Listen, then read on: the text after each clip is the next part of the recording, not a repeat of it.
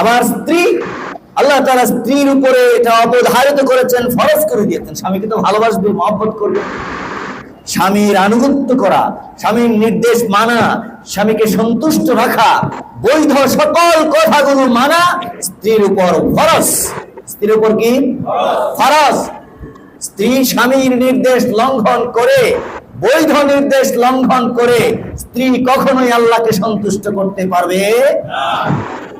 স্বামীর সাথে ঝগড়া, অহেতুক ঝগড়া, স্বামীকে আঘাত করা, কষ্ট দেয়া, ইত্যাদি ইত্যাদি করা, স্বামীর সংসারের আমানত রক্ষা না করা, এই সব কিছু করার পরে যতই নামাজ, যতই কোরআন তেলাওয়াত করো, ওই স্ত্রী স্বামীকে, আল্লাহকে খুশি করতে পারবে না।